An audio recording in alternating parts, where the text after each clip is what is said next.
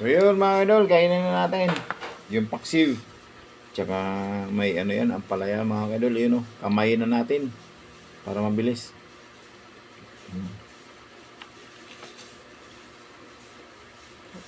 Sarap. Ang sili niya kain mo, be. Hinggan natin sabaw-sabaw mga kaidol para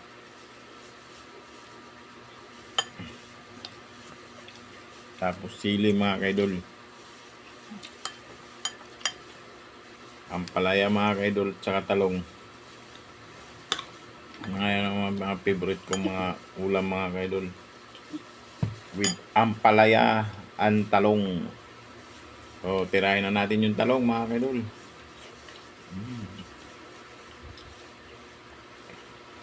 Ampalaya mga kaidol.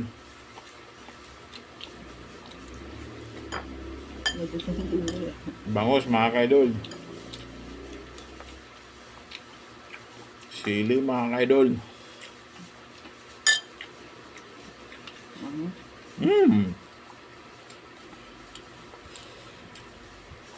Ginger mga kaidol. Kinakain ko yan mga kaidol, yung ginger. Gamot yan sa mga may ubo. Sarap. Ginger. Talong mga kaidol, talong. Kailangan natin.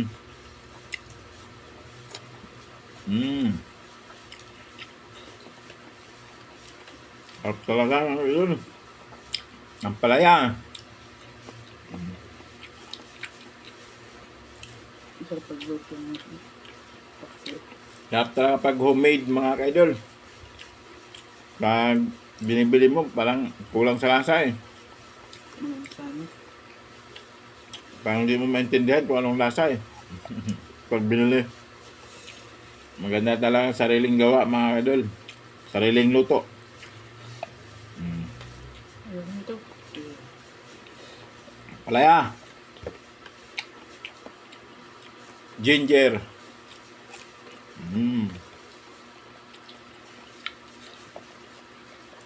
Thank you for watching and God bless. Ingat tayo palagi. Salamat sa suporta ng ating video mga kaidol. Good morning and happy Friday everyone. Bye bye. Love you all. Ingat tayo palagi.